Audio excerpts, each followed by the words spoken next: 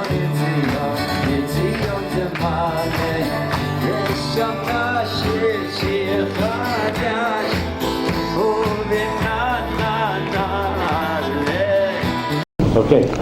hi, good evening everyone, and we're doing Parshas Vayishlach this week, together with a little bit of the Haftorah, and Parshas Vayetze, it's a very neat division. Parshas Vayetze starts off with Yaakov leaving Eretz Yisrael and spending 20 years in Lavan's house. Parshas Vayishlach is his return to Eretz Yisrael, and he's finally returning after such a long absence. And he gets word that Esau, his brother, has not forgotten the injustice, the apparent injustice that was done to him, and is there to greet him, so to speak, with an army of 400 people. And Yaakov is very frightened. Yaakov is frightened that perhaps, the pasuk says again, Vayira Yaakov ma'od vayetzer lo. Yaakov is very frightened, and he is distressed. Note the double language. And Rashi says a very fascinating idea. Yaakov is afraid that perhaps he will be killed. Okay? Yaakov is afraid or distressed that perhaps he will have to kill. Very, very fascinating. For a Jew, the problem of war is not only maybe I'll get killed. A Jew gets no pleasure in killing other people either. We do what we have to do. We are not pacifists. Chazal say, Habal hargacha, someone who's coming to kill you, kill him first. We don't simply say, I don't fight. But there's always going to be a little bit of sadness.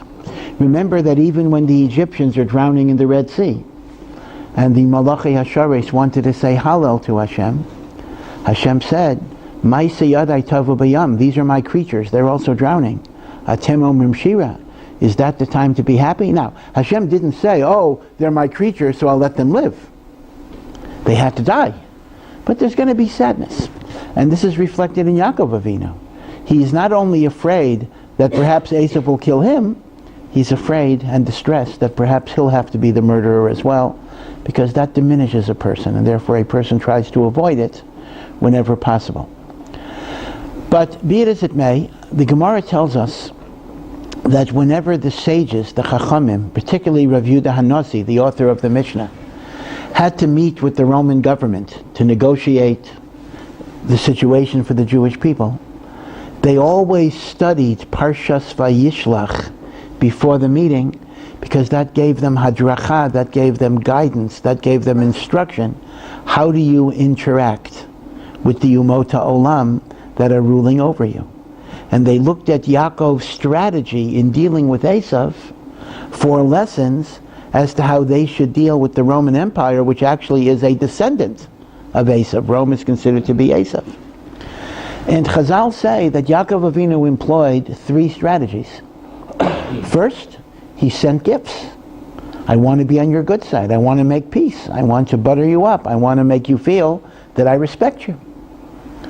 Second, plan B, is war, if necessary.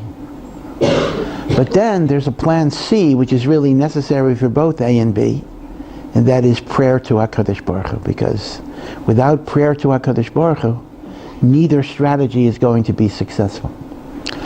So some Mefarshim understand that this idea of the 3 strategies of Yaakov is really a remez for how we deal with the outside world generally, not only in time of war, but how does a religious Jew, how is he or she mityaches to secular wisdom, secular culture? Right? There is a culture out there, and the culture may contain wisdom, it may contain that which is degenerate, that which is depraved, but that which is noble and uplifting. And in effect, the same 3 strategies that Yaakov Avinu employed in dealing with Esau the enemy is how we deal with secular culture in a general way. And that is the following. We tend to see in the Jewish world 2 different extremes. There is one extreme that tries to reject everything that is outside of the narrow confines of Torah.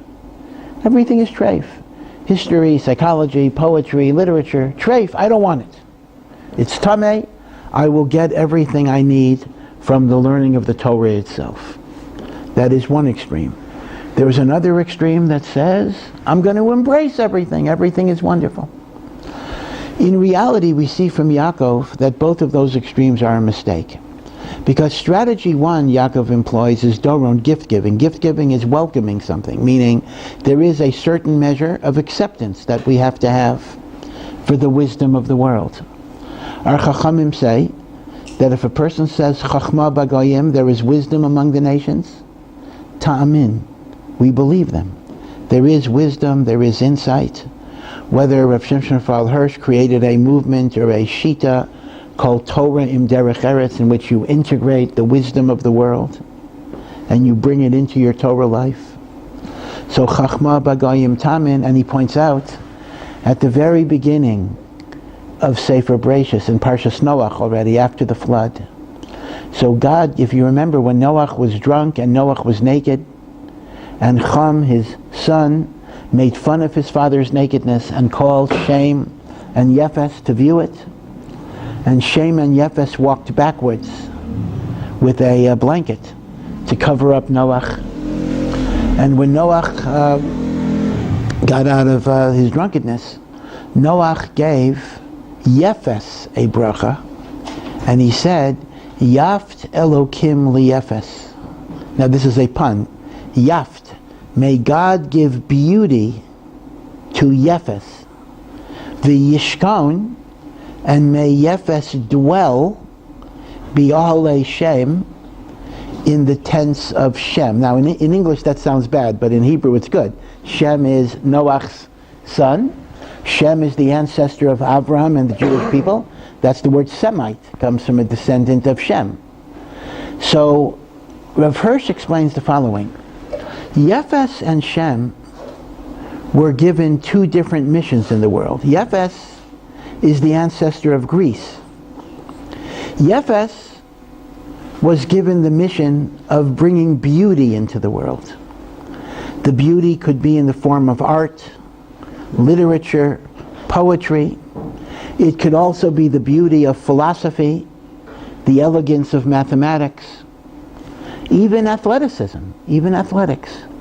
So Yefes was entrusted with the mission of bringing beauty and what you might call secular wisdom and knowledge into the world. Shem was given a more significant mission, to bring godliness, Kedusha, what we would call ethical monotheism, into the world. Now, many people think there's this chasm between them in which the two worlds can never be united. So this is Noach's bracha. May the beauty of Yefes find its dwelling place in the tents of Shem. Meaning, Yefes's wisdom is beautiful as long as it is subordinated to serving God. But when that wisdom is menutak, when that wisdom is severed from the serving of God, it then becomes destructive. It then becomes evil. Remember that the Holocaust originated from the one country in Europe that was by far the most civilized, the most advanced in philosophy, in science, in music, in literature. Precisely where the greatest Chachma Yevanit existed came the greatest destruction, the greatest... Yeah, I understand that technically most of the executioners were not German. They were more or less the Poles, Ukrainians, Hungarians. There's a whole bunch of countries that are implicated. But the master plan came out of Germany. And that is a very sobering reminder that you can have the greatest wisdom, the greatest knowledge, the greatest literature, the greatest science, and be capable of the greatest evil when it's not connected to the worship of God. So, Rav Shimshon Raphael Hirsch says that on one hand the Torah is making two claims here. On one hand, Yefes has a role in the world that's very significant, the role of beauty, of knowledge, of culture, of understanding. It is good. It is not something that's treif. That's point number one. God has given him beauty. But point number two is only when it dwells in the tent of Shem and not when it's separated from serving God and subordination to morality. So, in a sense, this dichotomy can be seen in Yaakov Avinu, going back to Vayishlach. Giving gifts is welcoming that culture into my life, because giving gifts is a bond of friendship. So there are parts of the culture that I accept, that I validate, that I bring in, that I consider useful and even spiritually uplifting. Now, the second part of Yaakov's strategy is milchama. But there's part of that culture that I must reject. I must wage war against. I cannot allow that infiltration into my home, into my mishpacha, into my heart. So, in a sense, just as Judaism normally rejects either or solutions. You know, people say, well, is secular culture good or is secular culture bad? Answer, it's both. And the doron, the gift giving, is the part of welcoming it, some of it in. And the milchama is the part of pushing away some of it. So the question obviously becomes, how do you know what to accept and what to reject? That is where you need tefillah. You must turn to God for wisdom and guidance. Because in many, many ways, when you have binary choices, either or, life is a lot easier. If my attitude is I reject everything, although that's actually impossible, but okay, that's my shita, I reject. I accept everything, I accept. I don't grapple with the complexities of discrimination. But when you understand that there's good that's mixed with evil, and you have to figure out how to extract the good from the evil, and even how to define what is good and what is evil, that requires a great deal of wisdom, understanding, and ultimately siyata dishmaya, divine assistance from heaven. And therefore, Yaakov Avinu is not simply describing his encounter with a particular enemy in a particular time, but this is kind of a prototype for the struggle that the Jew faces as we look at the secular world and we understand that there's good and valuable insight to be drawn. Now, obviously, in the narrow area of technology, putting aside the challenges of the internet, obviously the Jewish world uses technology. Most people have phones, even if it's not a smartphone, even if it's a dumb phone, but it's a phone. Most people have computers, certainly outside of the ultra Haredi in Eretz Yisrael. So we are certainly willing to benefit from the inventions of non-Jewish society. But in a deeper way, there are also insights from non-Jewish society that can benefit a person as well. Rav Shlomo Wolbe, Zichrono Livracha, the very, very great Baal Musar, the expert in Jewish ethical development, had the really good fortune of being able to be in Switzerland during World War II. He escaped from Germany, and he spent the war years as a young man in neutral Switzerland.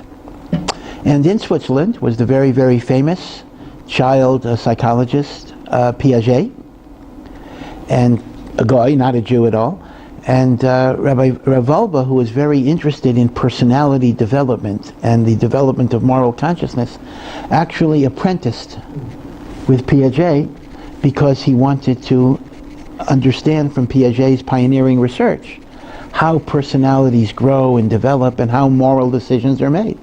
So he was willing to go to a totally non-Jewish source in order to gather chachma that he could then incorporate in Torah. And that's an important lesson. Now, of course, the danger is, of course, that once you open the floodgates, who knows what you're letting in. So one might make the argument that maybe a rejectionist stance is a safer, lesser of two evils, and I respect that. I can understand that type of position. If you had to make a choice between total rejection of the outside world and total acceptance, total rejection is probably the safer course. But one has to understand that that is the lesser of two evils. That is not an optimal situation. But sometimes a person makes a decision because simply they're worried about the consequences of opening things up. Let me remind you of a Gemara that I've mentioned a number of times. Motzei Shabbat, we recite in the Amida of Arvit a paragraph about the Tachan Antanu, that Hashem separates between Kodesh, holy, and profane. So in which bracha of the Shemona Esrei is that Havdalah paragraph put into? it's put into the bracha asking Hashem for wisdom and knowledge. And the Gemara explains in Maseches Brachos that why is Havdalah in the bracha dealing with wisdom?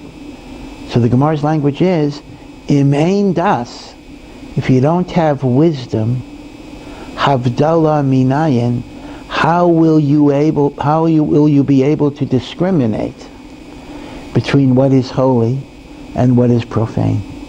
The very essence of wisdom is the ability to make discriminations and distinctions. So an all or nothing approach, by definition, is an approach that lacks wisdom, because wisdom is the capacity to make those differentiations. And that is why Yaakov needed tefillah to determine when will his strategy be war, rejection, and when will his strategy be gift-giving, which is acceptance, and bringing it into your life. So that's one hora. Now this is actually very, very relevant to this time of year, because we're approaching Chanukah. And again, I'll talk about Chanukah more as we get closer to it. It's coming up. But Chanukah is always seen as the struggle of Yisrael, the Jewish people, against the Greek culture. Right? Judaism stands for Torah, for mitzvos, for worship of God, for subordination of your desires to the divine plan. Yavan represents the epitome of human endeavor, whether it's science, philosophy, and it is said that the victory of the Maccabees over the Greeks, we say in the Alanisim, is the victory of light over darkness. It is the victory of purity over impurity. It is the victory of the righteous over the evil.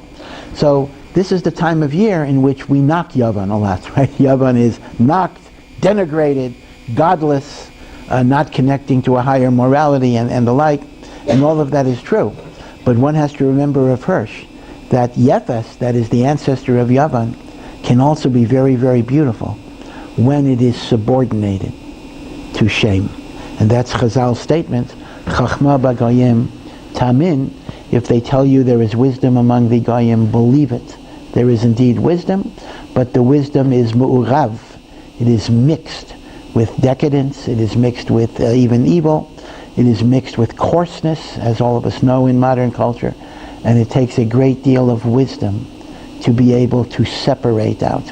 And of course in Kabbalah, I'm not going to get into the Kabbalah, obviously, the whole imagery of the universe is the reclaiming of sparks of holiness from the shattered vessels in which those sparks are dispersed throughout the creation.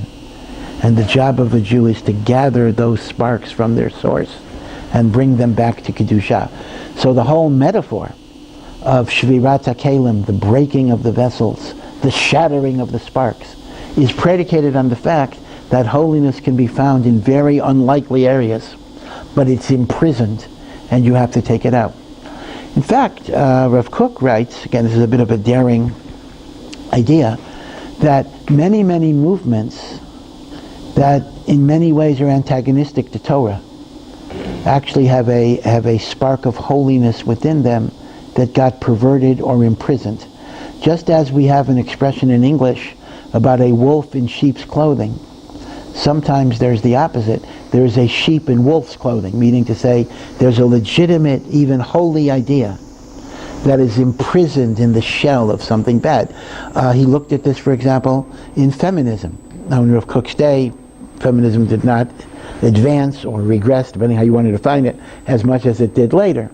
But the idea of women striving for equality. Now one can look at that and one could identify all sorts of halachic problems. Oh, you want women rabbis and you want women judges. Can't do those things.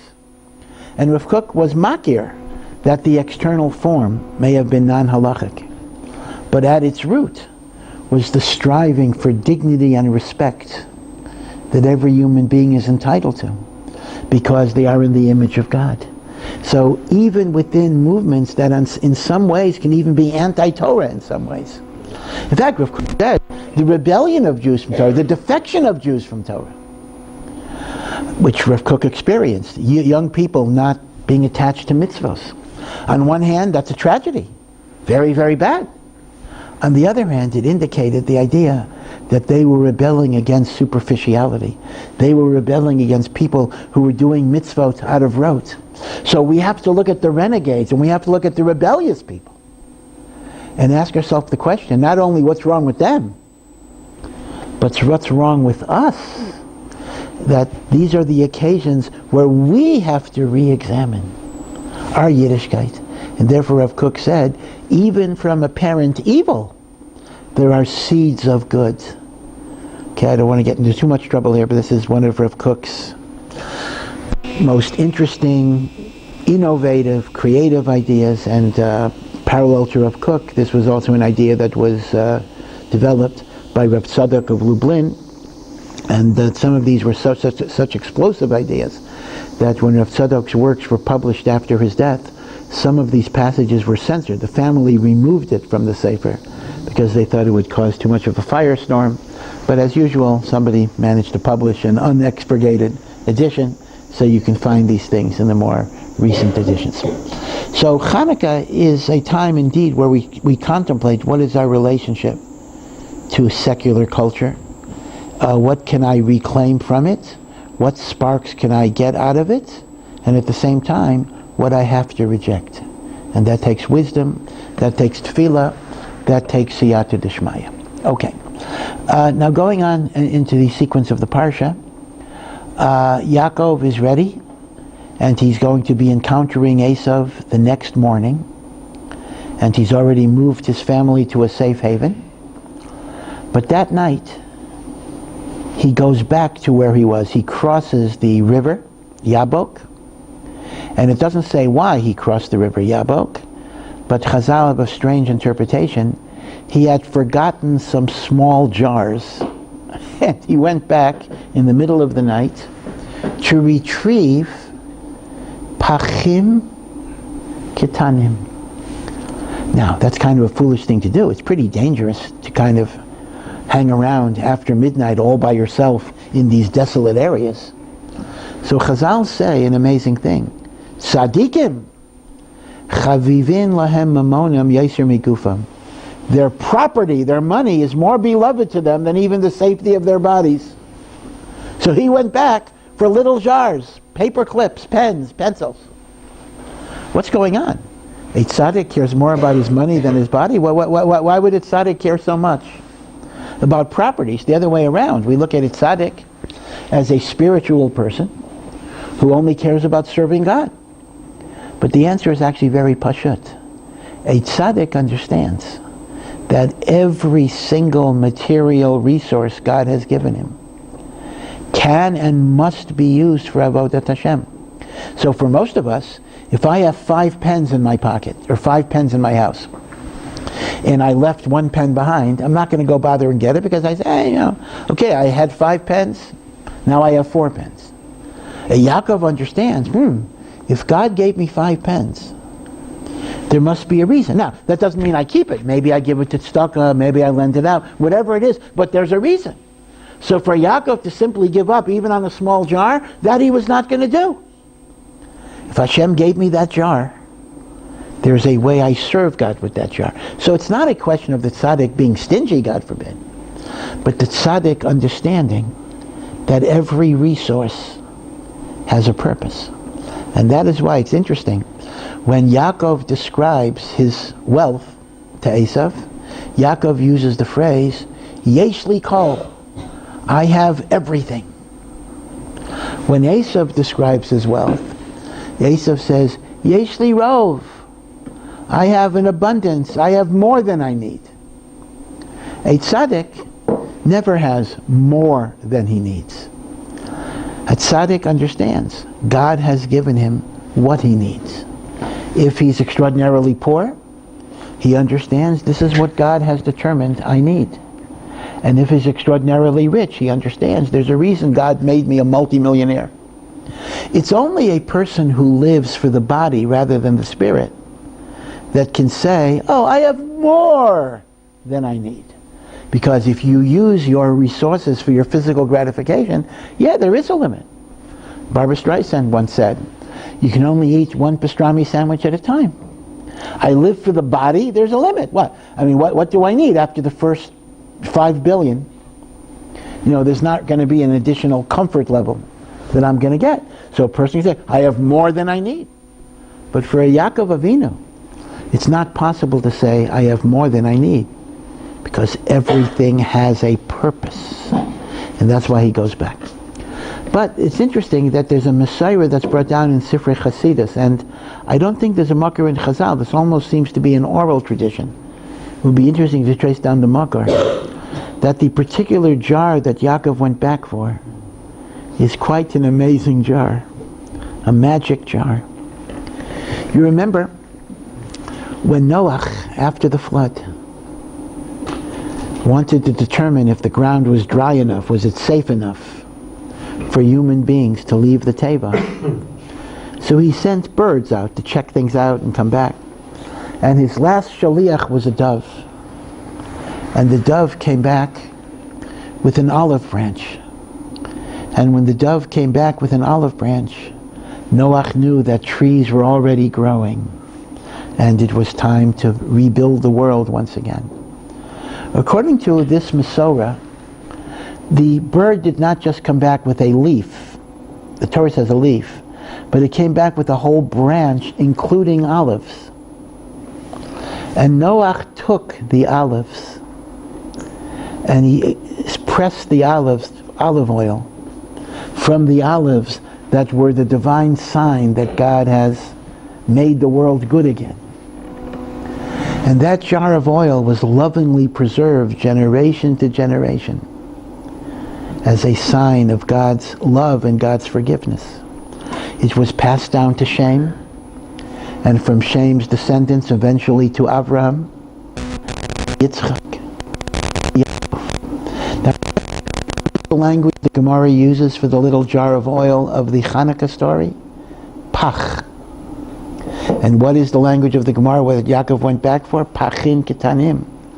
So it actually says that the jar that Yaakov went back for eventually became the jar that was discovered in the Beis HaMikdash for the miracle of Chanukah. The oil that Noah had expressed. And Yaakov understood that how holy that oil was and what it signified. And that is why he made a special effort to go back for it. Again, it's a beautiful story. I don't know if there's a Makor in Chazal, but the Sifrei Chasidus bring this as a tradition, that the Pachin Ketanim was the Pach HaShemen that survived for the Chanukah story, and that is why Yaakov went back for it. Okay. But whatever the reason, when Yaakov goes back, all of a sudden he finds himself wrestling with what is described as a mysterious man. Turns out that man is an angel. It's the guardian angel of Esau. Somehow, the night before Yaakov meets Esau in the flesh, he has to struggle with the spiritual power of Esau. And he struggles all night. And there are times that Yaakov's on top and he's winning. And there are times that this mysterious man is on top and he's winning. And only towards the morning does Yaakov pin him down.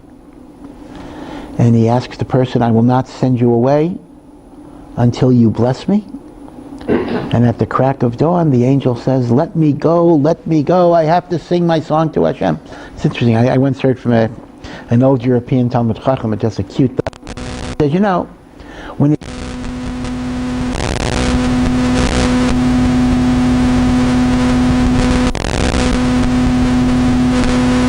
give him a bracha, sorry, gotta go. That's the derech.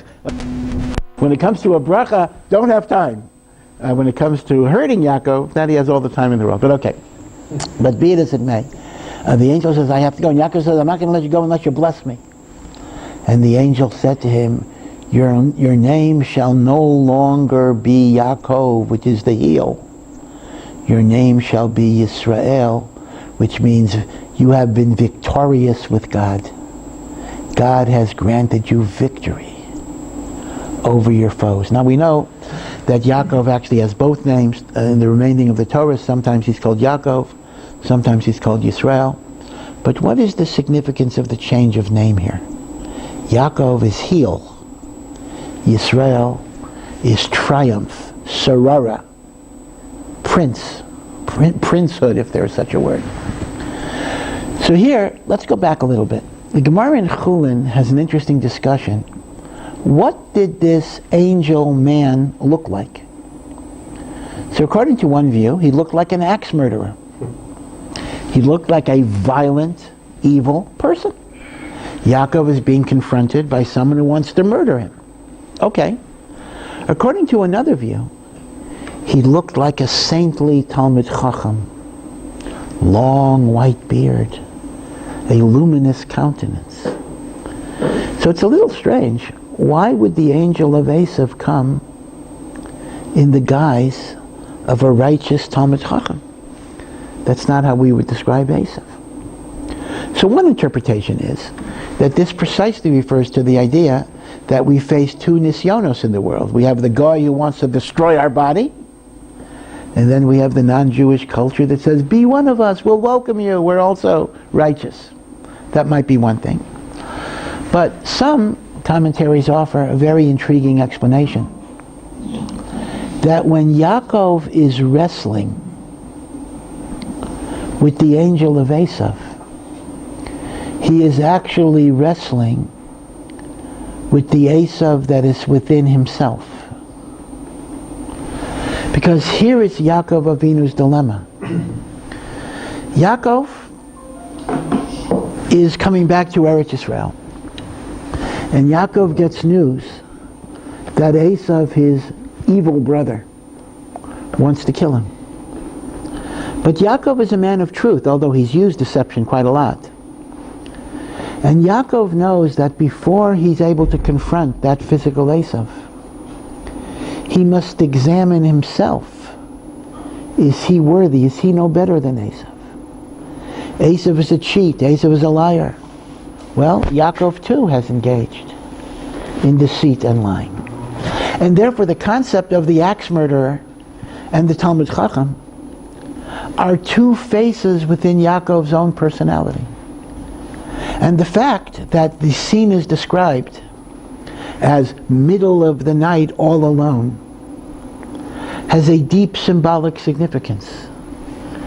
That when we struggle with the integrity of our own personality, sometimes within our family, at least if they're supportive, we express the hesitations we have, we express our fears, we express our weaknesses. So people might tell us, you're great, you're fine, don't be hard on yourself. And that's good. We all need that emotional support. I'm all in favor of that. But there are times that we have to confront the difficult, harsh truths. And that's kind of alone in the middle of the night. And therefore the wrestling that Yaakov is going through is the wrestling of, am I worthy to be God's representative of the Jewish nation on earth? Or am I just another Esau with a different type of tactic and the like? So therefore the Talmid Chacham is actually a reflection of Yaakov. And that is the meaning of the two names, Yaakov and Yisrael. Yaakov is the heel. The heel is the part of your body that's in the mud. Yisrael is transcending, elevation, victory. Hashem is telling Yaakov, because you were willing to struggle and work on yourself, because you were in the mud, that is what gives you triumph. You don't live in a world of denial. You don't live in a world of just making yourself feel good. You're willing to confront those difficult truths. And that itself will be the source of your hatzlacha in the world. So this is very, very intriguing. The Esau that he's fighting is not the Esau that he will meet the next day. It is the Esau within himself that he must identify and that he must vanquish. And that's why Yaakov and Yisrael, both names are preserved. Sometimes he's called Yaakov, sometimes he's called Yisrael, because Yaakov is the word of struggle. I'm willing to put myself in the mud. Yisrael is the triumph. But there is no triumph without honesty. There is no triumph without struggle. There is no triumph without acknowledging our shortcomings. and striving to improve ourselves and work on them. So, let's go further in the narrative. So, the Chafetz Chaim has a very nice observation. We find this idea of the angel of Esau trying to destroy Yaakov. We don't really find a similar development in the case of Avraham and Yitzchak. Avraham, of course, had trials, the Yachad, but we don't find an angel trying to destroy him. And we only find that by Yaakov. Why is that so? So the Chafetz Chaim's answer is, Pirkei Avos tells us, Al Shlosha Devarim Ha'olam Omed, the world stands on three pillars: on Torah, the study of Torah; Avoda, divine service, prayer and korbanos; and Gemilas Chasadim, acts of loving kindness, caring about others. These are three fundamental pillars.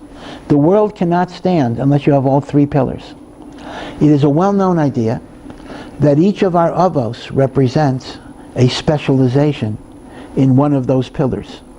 Avraham Avinu's primary way of serving God was loving kindness. Yitzchak, who was a korban sacrificed on the Akedah, represents the pinnacle of avoda, divine service. Yaakov, who spent 14 uninterrupted years of learning Torah in the yeshiva of Shem and Aver, represents Torah. So it's reverse order. Instead of Torah, Avoda, Gemilas Chasadim, in the order of the Avos, it's Gemilas Chasadim, Avoda, Torah. So here's what the Chafetz Chaim says. In a broader metaphorical way, the angel of Esau represents the powers of evil in the world that try to destroy the Jew and prevent him from fulfilling his mission. Now the Yetzer Hara is a strategic thinker. The Yetzer Hara is willing to let Jews do things that are good if that's only a short-term benefit, and in the long term it's going to fall apart. Do your mitzvahs today because I know you're going to drop them tomorrow. So this is what the Chafetz Chaim says. Avraham represents Chesed. The Yetzer Hara is perfectly willing to let Jews do Chesed. Yeah, do Chesed, do tzedakah, be nice to each other. Because without Torah, eventually, it's all going to fall apart. So Avraham is not harassed, because Avraham's Avodah is not going to have intergenerational continuity. So the Yetzer Hara lets people do mitzvos in the short term if it is confident that things are going to fall apart. Same thing with Avodah. Build your magnificent synagogues, get your chazanim, get your davening. That's going to be fine. Do it, do it, do it. The next generation is going to drop it anyway. But once you have a Yaakov Avinu, says the Chafetz Chaim, that represents the koach of Torah, Torah has this intergenerational capacity which keeps on going. At that point there is what is called nitzchias. Nitzchias is eternity. That the Yetzer Hara has to stop. And that is why the Chafetz Chaim says the Yetzer Hara is especially powerful to take Jews away from Torah. Because when you take Jews away from Limud HaTorah, eventually the other two pillars collapse as well. So yes, you need three pillars. But Torah will bring you to the other two pillars in a way that the other two pillars are not going to bring you to Torah. Now in truth, again, I'm most familiar with obviously the American Jewish community. You can see how prophetic the Chafetz Chaim's words were with respect to the history of the American Jewish community. You know, in the early 19th century, or the mid-19th century, you had immigration primarily from Germany, the Jewish immigration, and they were fairly wealthy, fairly prosperous. And what they did was they started social welfare institutions, whether it was free loan societies, Jewish hospitals. I mean, there's no real need for a Jewish hospital today, in Chutz La'aretz at least. Jewish hospitals are no more kosher than non-Jewish hospitals. It's not like Shari Tzedek or whatever it is. But in the days when Jews could not get into hospitals, there were Jewish hospitals, even Jewish country clubs, burial societies, free loan societies. So the initial emphasis of the immigrants was on social welfare institutions, Gemilas Chesed. Most of their children intermarried, totally lost. Then you had a second great wave of immigrants after the Russian pogroms in the 1890s and after World War I, etc., where many of them were religious, and they built magnificent synagogues. I remember these synagogues from my own youth, stained glass cathedrals, which were shuls, beautiful, beautiful synagogues. What happened to those synagogues? Well, go to any big inner city area of the United States, and you will see these synagogues functioning, unfortunately, as churches. And you can see the original Hebrew of the Ten Commandments engraved in the masonry of those churches. And that also was largely a lost generation. It's really, really tragic that people who came to America as religious Jews, their children largely dropped everything. It is only, again, there were some exceptions. I don't mean to suggest there were not any religious Jews from the next generation, but they were a real tiny minority. It was heroic to be a Shomer Shabbat. The Young Israel movement started with that group of people and the like. But if we talk about a significant growth of the religious community in the United States, it only came after World War II, when visionary people like Rav Shraga Feivel Mendlovich, Rav Aaron Kotler, understood the need for Jewish education. Day schools were established. Torah U'Mesorah established a Jewish day school in every community in the United States that had 5,000 or more Jews. Every single community, a day school. And then we had yeshiva high schools, and then Batei Medrash, and then community kollalim, which came later, which had a real transformative effect on the Jewish community. And the Chavetz Chaim's words, he doesn't need my haskama, but the Chavetz Chaim's prediction is right. When there is Torah learning, there will be mitzvos, there will be chesed, there will be tefillah, there will be minyan. When there's no Torah learning, even if you have your minyan and your shul and you have your chesed societies, eventually it falls apart. Eventually it becomes sentimentalized gastronomic Judaism, if that. You know, I love to come into Brooklyn every Sunday because I get bagels and lox, and it reminds me of the old home, as people sometimes say. So, that is why the angel of Esau attacks only Yaakov, and not Avraham and Yitzchak. Avraham's chesed, let him do it. Yitzchak's avoda, let him do it. Yaakov's Torah, intergenerational continuity, we got to stop that. But the angel of Esau tried to destroy Yaakov, but the angel of Esau was unsuccessful. The angel of Esau, however, did have a partial victory. He smote Yaakov on the thigh, and the next morning Yaakov is limping, although he eventually got cured. And because the sciatic nerve was dislocated and Yaakov was limping, that is why to this very day we do not eat the sciatic nerve. That's called the Gid Hanasheh, to commemorate that encounter. But what is the significance of Yaakov limping on his thigh?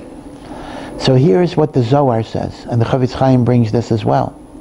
The Zohar says the thigh supports the body. Like the thigh, your body is resting on your thigh. So the angel of Esau tried to destroy Yaakov, but the angel of Esau will never be successful in taking Torah away from the Jewish people. There will always be somebody somewhere that will learn Torah, no matter how poor, no matter how poverty-stricken, no matter how deprived they are. But what was the victory of the angel of Esau? That the support of Torah will always be precarious. In other words, he had a partial victory. That support of Torah will always be limping. Just as the thigh supports the body and Yaakov was limping, the support of Torah will be shvach, will be weak. Ad kedei kach, that the Chavetz Chaim said, any yeshiva or kollel that does not have financial problems, one must question its authenticity, because it was a divine curse, so to speak, in the partial victory of Esau, that the support of Torah is going to be limping along. Which is pretty amazing, because if you look at all the money, the billions, trillions of dollars that are devoted to entertainment, many of creators of whom happen to be Jewish, or even in the academic world, the money that is devoted to hieroglyphics or ancient Chinese literature. Plenty of money out there. But somehow, it just doesn't trickle down to the most dose of Torah learning, where people live in poverty, and as the Chafetz Chaim says, there will be Jews who will remain faithful to the Torah no matter what their poverty. The angel of Esau could not destroy Torah from Am Yisrael, but it will weaken the support. Of course, this gives rise to an interesting philosophical question. So when I'm asked to contribute towards Torah, whether Yiboneh or Yeshiva, whatever it would be, so maybe my answer is, sorry, you're supposed to suffer. You're supposed to be limping. I'm not supposed to help you. Well, this is reminiscent of something very similar. In the 19th century, when doctors developed anesthesia for childbirth, so there were some Christian theologians, all of whom were men, who said women are not allowed to take anesthesia for childbirth because since Eve was cursed, you shall suffer in the labor of your children, so you're contravening God's decree by trying to alleviate pain and suffering, therefore you must suffer. Now that's not the Jewish position. So what does Judaism say? I mean, if God said, Chava is supposed to suffer, how can we alleviate the pain? And the short answer is, we differentiate between what you might call a curse and what you might call a mitzvah. God did not command, thou shalt suffer. God is creating a certain nature in the world. The nature of childbirth is, it shall, because of the sin of Adam and Chava, it shall be painful, it will hurt. That is the nature that I put into the world. But at the same time, we have the permission to try to alleviate the pain, just as we go to a doctor for sickness and the like. So the angel of Esau's situation is exactly the same. Hashem created, through the victory of the angel of Esau, a teva, a nature, that the financial support of Torah is going to be precarious and weak. But it's not a commandment. God is not saying, thou shalt suffer.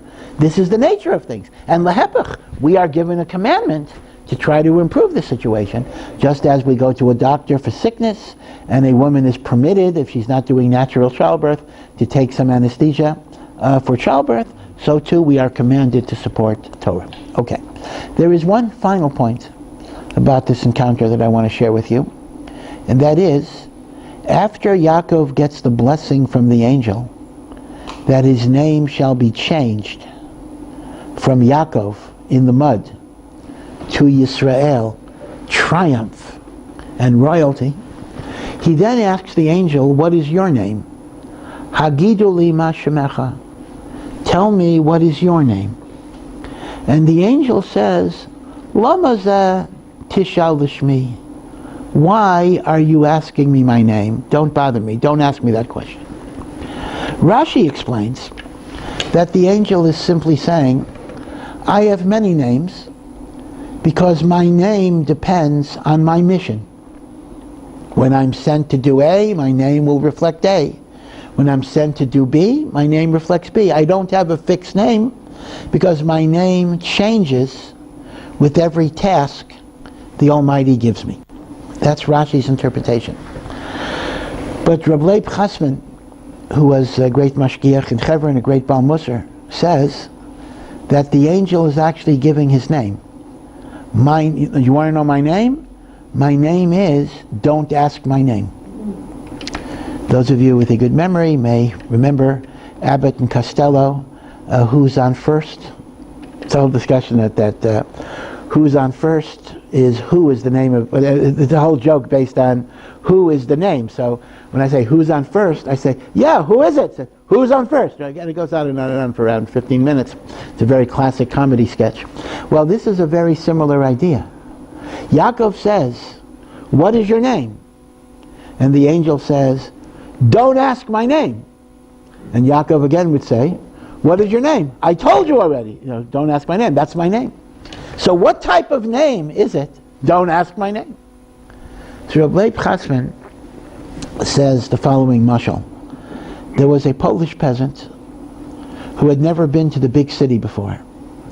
And he comes to the big city during a fair, and he is told if he buys a ticket and goes into a room, it's a movie theater, he will see coming out of the wall animals and people.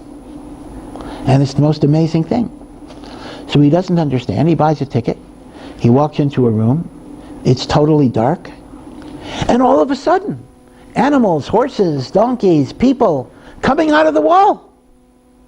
And the farmer is totally confused because when he had walked into the room, he didn't notice any doors, any hidden entrances. He couldn't figure this out. He had never seen a motion picture before. So finally what he does was he takes out his big flashlight and he shines it on the wall to get a better picture of where these things came from. But of course, if you shine a flashlight, at least on the old-fashioned movie screen, you lose the picture. So people yelled at him and they said to him, "Shut off your light. We can only see the movie when it is dark." Rabbi Chasman said, this is a mashal for Olam Hazeh. When you live in darkness, all sorts of things look real to you that really don't count. Wealth, power, egotism, materialism, the grudges and different fights and quarrels we have with people. We think it's so real, we think it's so important. It's like the movie in which he thought it was real. But why did he see it was real? Because he was sitting in the dark. So when we sit in the dark, we think all sorts of things are real that really don't matter. And lahepach, the opposite, when you're sitting in the dark, there might be a bag of diamonds on the seat next to you, and you're not going to notice. So darkness means you don't see that which is important, and the other way around, you see all sorts of things as real, which are not really significant. When you turn on the lights, what happens? That which is not real vanishes, and that which is real you can see. Next mashal of the Polish peasant about turning on the lights. Now, when Yaakov asks the angel, "Tell me your name," a name, particularly in Kabbalah, is actually a source of a person's spiritual power. It is the root of their soul. That's why the Arizal writes, the name that parents give a child at the time of a bris is a prophecy from God regarding the spiritual nature of that child. Now, we don't really know what's the difference, Avraham, Yitzchak, Moshe, we're not so knowledgeable about this, but it actually reflects an inner dynamic. A name is your power, your essence, your mission, your tafkid. That's why, although halacha does permit changing a name, but you do so only with great hesitation. Because your name is kind of your destiny, although we don't really understand in what way that's the case. So when Yaakov is asking the angel, "Tell me your name," this is what Yaakov is asking symbolically. What is your power over people? You represent the Yetzer Hara. How do you trick people? How do you fool people? How do you get people to focus on the inconsequential, the trivial, the negative, the insignificant? Isn't sin just stupid? Because what do you get out of it? Whatever benefit you get out of it is obviously many times less than the harm that it's going to create and the benefit you would get for doing the mitzvahs. So what is your power? The angel's response is, my name, i.e., my power is, nobody bothers to ask my name, meaning to say, nobody turns on the lights. If nobody turns on the lights, I can fool them with all sorts of things, making it look like a real good thing to do, when in fact it's destructive. And that's the mashal of the movie theater. Again, this ties into Chanukah quite beautifully. Because what is Chanukah about? But lighting the light that dispels the darkness. Turning on the lights. When you turn on the lights, you look at life in a very, very different way. Turning on the lights. Thinking. Focusing. Prioritizing.